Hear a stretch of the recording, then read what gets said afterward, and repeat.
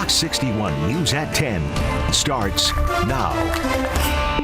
Right now at 10, concerns for parents looking for medicine for their kids amid high rates of virus infections. We're going to tell you what you need to know to protect your kids. Also ahead, firefighters across Connecticut paying their respects to one of their own. What you need to know about tomorrow's funeral service for firefighter Matthias Wirtz. And Transportation Secretary Pete Buttigieg is coming to Connecticut this week. Find out why he plans on being in town. The news at 10 starts right now. And we begin tonight with your health watch. Growing concerns about a shortage of medicine for kids. Parents worried tonight amid a surge in respiratory infections. Good evening, I'm Jen Bernstein. And I'm Brent Harden. Thanks for joining us. Parents are scrambling to find children's Tylenol and Motrin and Advil. Fox 61's DeAndrea Turner talked with parents about the trouble they're having finding these medicines, and she joins us now live in West Hartford with what they had to say tonight. DeAndrea. Well, Brent and Jen, when parents walk into stores like CVS here in West Hartford, they're often met with a lot of disappointment because they can't find those medicines they're looking for their children. Some parents that I talked to today, they tell me that they've even had to start a tribe to try to find this medicine. But for the most part, I think we're just running out. We had a really hard time finding anything. This is a snapshot of what parents are facing. Parents tell me that a combination of COVID-19, flu, and RSV has made the demand for these medications even higher. We've just been hit by all the illness that's going around. But finding this medicine on the shelves is hard. I don't know if just the smaller stores were wiped clean. The CVS, Walgreens, all of those said, well, we don't have anything now. Might have a truckload coming in a week or two. Jason Novelli with Nutmeg Pharmacy can attest to the parents' struggles. As far as that aisle goes, yep, very empty. He says that both of his major wholesalers are unable to get the medicine. But not only that. As soon as I get them in, though, I'll tell you that same day they're gone. We had to create a little network to help us find something. Yeah, especially when you're homesick with a child that's just so uncomfortable. You kind of want to try and do anything that you can to make them feel better. Creating a network is something Rachel Wrightington is familiar with. She started the Find My Formula CT page almost a year ago. It was last February. And now that page has become a platform to not only share where formula is, but now the medication that's needed for their children. So I decided to use the group to let other moms post on there where they found it, because I've been having a hard time finding it. So it seems like everyone else is too. And we also went online to CVS and Walgreens to see if we could find local Motrin for children in the CVS and Walgreens here, and there were none. But there was Tylenol for children at some Walgreens across the state. And we did reach out to CVS and Walgreens. They sent back a statement saying that they are working to make sure that their consumers have what they need. For now in West Hartford, DeAndrea Turner, Fox 61 News. Top of mind for many parents. DeAndrea, thank you.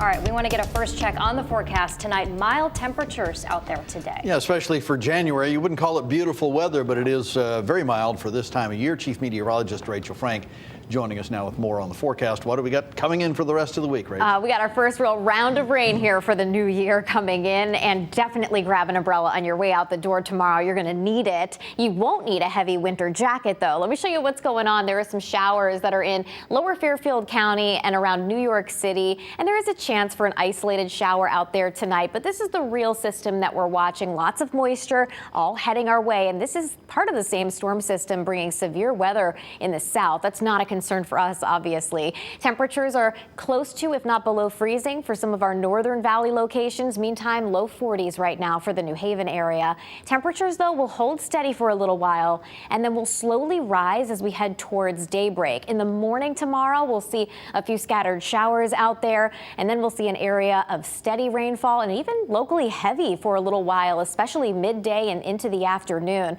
For a while, it's kind of chilly and raw, but as we head through through the day, temperatures will slowly climb. We'll actually see our high temperature of the day. If you're finding that on a website or on your phone, on an app, you'll see a high of 50. Just keep in mind, it will not feel like 50 degrees at 2 o'clock in the afternoon. That high temperature will occur as we head close to midnight, and temperatures will only continue to climb as we head into later tomorrow night, and that will set us up for the chance for record-breaking warmth on Wednesday. We'll explain. Full forecast coming up. All right, Rachel, thank you. Well, a man has died after a shooting in New Haven over the weekend. It happened on Grand Avenue shortly after 3 p.m. Sunday. Police say 23-year-old Dante Myers of New Haven was sent to the hospital where he later died. Police are now looking for witnesses to that shooting. In Hamden, police are searching for a suspect in a triple shooting that left one man dead on Sunday morning. State police say troopers were called to the southbound side of the Wilbur Cross Parkway near exit 60 for a report of people shot inside of a car. The driver, 23-year-old Adrian Lopez of Bridgeport, was pronounced dead at the scene. 3 other people were in the car with him. One person shot was in critical condition at last check. State police do believe this was an isolated incident. And new at 10, a Stamford woman is dead after a crash early New Year's Day. Stamford police say 31-year-old Marcella Parra was driving south on Greenwich Avenue when her vehicle crossed the road and eventually hit a tree. Parra died at the scene. A passenger was treated at the hospital and released. There were no other vehicles involved. Anyone with information about what happened should call Stamford police. And a person is dead after an overnight crash that happened in Bristol. Police say a 57-year-old was killed after crashing into a utility pole on Farmington Avenue just after 1 a.m. Farmington Avenue was closed for several hours while crews investigated. Police have not identified the victim at this time. A driver in South Windsor faces DUI charges tonight after police say he sideswiped a police cruiser. 2 officers were reportedly on a traffic stop on Route 5 last Thursday when police say their cruiser was hit by a vehicle driven by Jeffrey Walker. The officers were not hurt. South Windsor police caught up with Walker a short time later and say there was an open beer in the cup holder, and Walker admitted to drinking and driving. Police say he then failed a field sobriety test. He is due in court later this month. And new at 10, even though there was no rain today, part of I-95 South was slick this morning after more than 500 gallons of cooking grease spilled on it. State police say the troopers responded to the Q Bridge in New Haven just before 8:30 this morning. Environmental Services Incorporated says 2 totes full of the grease fell off the back of the truck. The right 2 lanes were closed as DOT and Deep Crews cleaned up the grease. And new at 10, part of Stone Road in Burlington is closed tonight after a crash. The Burlington Volunteer Fire Department says the road is closed between Main Street and Cobblestone Road for a 1-vehicle crash involving power lines. This picture shows a car with heavy front end damage and a pole down with wires on the ground. We'll bring you any updates as soon as we get them. State police releasing new numbers from their New Year's holiday enforcement. Between December 30th and this morning, troopers issued nearly 300 speeding tickets. There were 34 DUI arrests and more than 200 accidents. The good news is, though, that none of the accidents troopers responded to were deadly. Well, tomorrow, North Haven will say a final farewell to firefighter Matthias Wirtz, who died of natural causes while responding to a house fire last week. Calling hours were held at the North Haven Funeral Home today.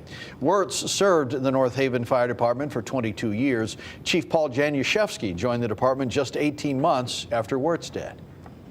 Tragic, just absolutely tragic loss. 46 years old, taken from us way too soon, working an assignment, driving an engine, pumping the engine that he's always wanted to do.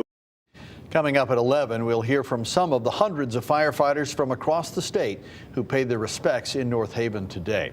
Now, Wirtz's funeral will take place tomorrow, and you can watch our coverage of it on Fox 61 Plus, which you can download on Roku or Amazon Fire TV. You can also go to fox61.com or download the Fox 61 News app for information about the funeral and an interactive map with road closings around North Haven tomorrow. New at 10, we have learned more about a Novello Airlines flight from New Haven to Nashville that had to be diverted on New Year's Eve. A Novello spokesperson says the pilot saw a small crack in the cockpit windshield after leaving Tweed New Haven Airport. No emergency was declared, and the plane landed at Washington Dulles Airport safely. Another plane was flown to Dulles to complete the flight to Nashville that afternoon. 143 passengers and 5 crew members were on board that flight. And new at 10, U.S. Transportation Secretary Pete Buttigieg will be coming to Connecticut this week. New London's mayor says the city is planning for him to be there on Wednesday. It comes a few days after the U.S. DOT awarded a $158 million grant to fix up the Gold Star Memorial Bridge along I-95 and Route 1. The bridge is currently the first phase of a larger rehab project worth more than $400 million.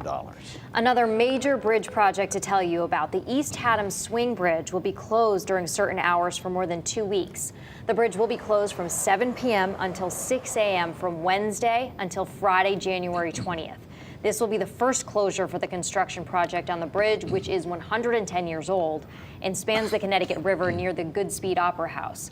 The closest river crossings are the Aragoni Bridge, which is in Middletown, and I-95 in Old Saybrook. You can find out more about the traffic impact of that bridge closing at fox61.com or on the Fox 61 News app. We are following breaking news after a frightening scene in Cincinnati tonight. A Buffalo Bills player collapsed on the field during tonight's game with the Bengals. Yeah, that incident prompted the entire game to be postponed. Fox 61 sports director Jonah Karp joins us live from the Breaking News Center now with more on what we know. Jonah. Just an incredibly scary moment during the first quarter of tonight's Bills-Bengals game. Damar Hamlin, a safety for the Buffalo Bills, made a tackle on Bengals wide receiver T. Higgins, got up, took a few steps, and then collapsed back down onto the field. Just a little while ago, it was announced the game has been postponed for the rest of the evening. We're not going to show you the video of Hamlin collapsing out of respect for Hamlin and his loved ones, but here's what we're learning about the situation. The ESPN broadcast reports that medical officials administered CPR to Hamlin before an ambulance arrived on the scene to take him out of the stadium. Our Fox affiliate in Cincinnati reports that the ambulance has transported Hamlin to a local hospital and that he has a pulse but is not breathing on his own and has been intubated, adding that Hamlin is in critical condition. Again, just a few moments ago, it was announced by the league that the game would be postponed for the rest of the evening and play would not resume tonight. An absolutely heartbreaking and terrifying situation unfolding in Cincinnati. The Bills-Bengals game officially suspended. We'll continue to monitor any developments on Hamlin's condition and bring them to you as soon as we get them. In the Breaking News Center, Jonah Karp, Fox 61 News. All right, Jonah, thank you. It is, boy, it's just heartbreaking. And all, the announcers, all the people at the game, the players on the field, you could just see how torn up everybody is. And I think he had family in the stands watching too, so we are hoping for the best for him for sure. All right, we have much more coming.